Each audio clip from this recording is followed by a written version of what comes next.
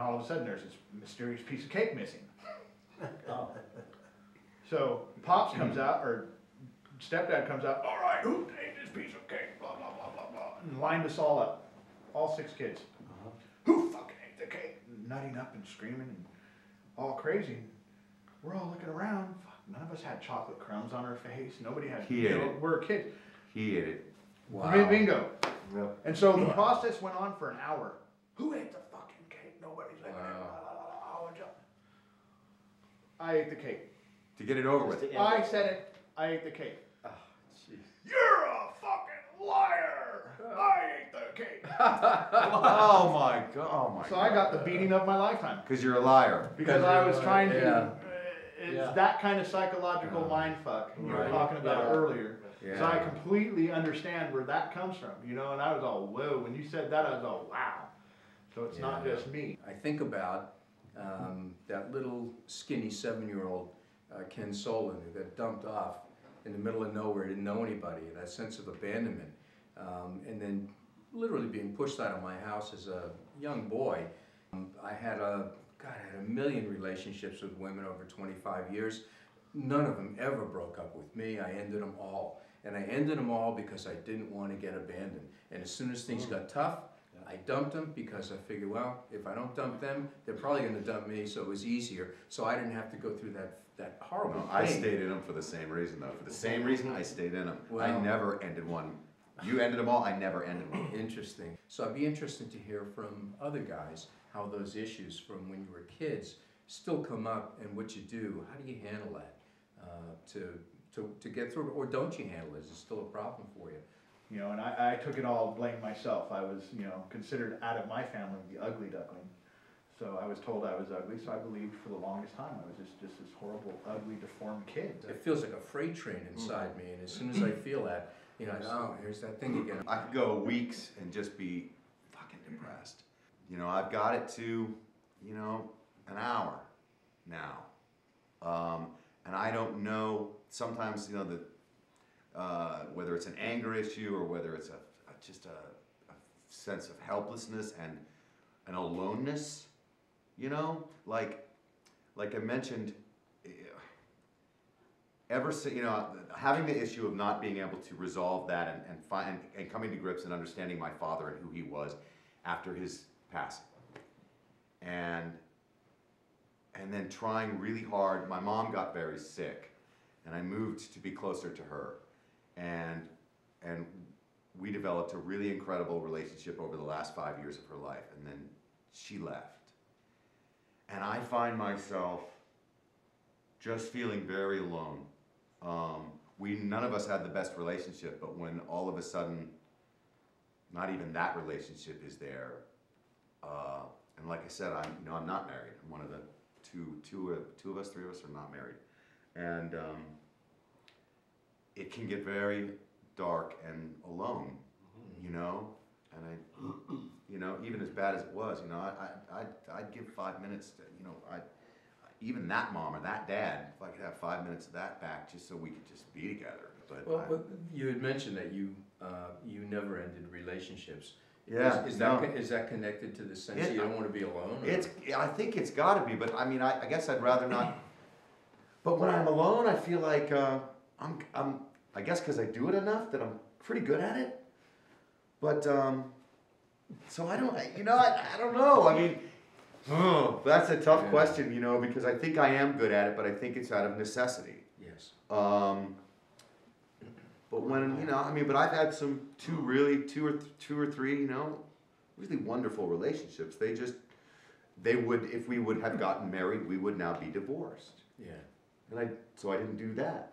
And I don't know how much of that goes back to watching divorce after divorce after divorce after divorce. I think there's a lot of people who have all the outward signs of success, which should be happiness. You know, I did great in business, made money, had all the toys.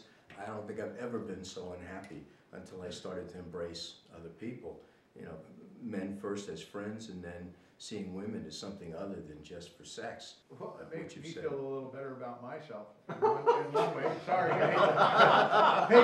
hate to put it. That's put okay. It this way, but That's why I'm here. When I was a kid, I always thought rich people had it good. Yeah. Absolutely. Right. That rich people Yeah. had all the answers. Right. Nobody rich was miserable. Right. Right. And I'm not trying to, but I'm not trying to say, and I guess what I'm getting at is that everyone is affected. It doesn't matter Yeah. what level of society you are from, monetarily wise, the issues are the same. Yeah. And to Absolutely, me, that's yeah. something, it's an eye-opener for me. Literally, it is. I always thought, well, if I had all the money in the world, Yeah, my problems would all go away. Yeah. I could buy my They own don't. happiness. I remember the first time somebody at a meeting said to me, "Do you know anything about the word vulnerable?" And all I could think of was, you're out of your fucking mind. Vulnerable? I'm gonna open up to you guys? This was in the beginning. I could never do that. Why would I do that? You guys will jump on me and destroy me. And they said, no, I don't think we will. But the notion of being vulnerable, if you've never been, it's almost unimaginable. Well, you It really is. hit on something that made me think, for you a little bit, and both of you, that, you couldn't show any weakness, Mm. right? So I'm just sort of going over things in my head, and I'm just wondering, like, that might be a possibility of why you don't have anyone close. Well, listen, hear me out. It's because you're Yeah. afraid. No, no, You're no. afraid of the closeness that your vulnerabilities will be brought out, and that you've been you're obviously on a path to healing. But in the past, I'm just wondering if that macho, I can't show my vulnerabilities, has locked you into this mode of, that if somebody gets close to me, then all of a sudden I'm going to be vulnerable, and they're going to see these weaknesses that I might have, and these things that I don't want other people to see. I'm just curious. I'm not saying that is what's going on, but to me that would, because what you just said, of that you were this. Yeah. In my life, I didn't want anybody to know about my past. I was embarrassed. Yeah. Yeah. I didn't want anybody to know that I came from that kind of creepy family, so I wouldn't even get Yeah. involved with people that would talk about that kind of shit. When you were alone with a baby, Yeah. and it's something we share. When you were alone with the baby, how did that feel in terms of being alone? It's easy to go to that negative place. Yeah. It's we've all been that negative place is the shits. And my first wife leaving, I didn't have any abandonment issues in my life whatsoever, but coming home and trusting somebody at that level, and then holy shit, the place is cleaned out. I went through some horrible relationships just because I wanted somebody to accept me. Right. No matter how bad it was, Exactly. I felt like, well, I need that person. It's a codependent thing. And I've learned to get through that, but, my first few relationships were just horrible. Yeah. Because I would excuse a lot of crap that I wouldn't do or tolerate just because I felt that I needed that person in my life. If I Right. didn't have that person in my life, I would fall apart.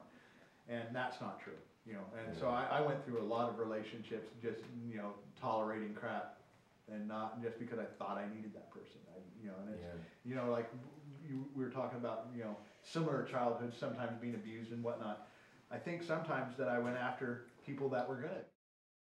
We lived with each other for a few years, and then she became pregnant, and so we did the right thing, we got married, but that was part of my plan, the one wife, the one kid.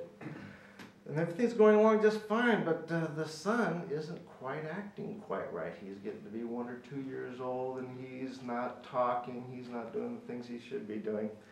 So we take him to the doctor like you're supposed to do, and they said, oh, your son is autistic. We fought with the school system, got him able to speak, start reading, do a little bit of math, this sort of thing. And then come to find out later that my wife was pregnant. Went through the 9 months of pregnancy. She wakes me up, says, run me to the hospital.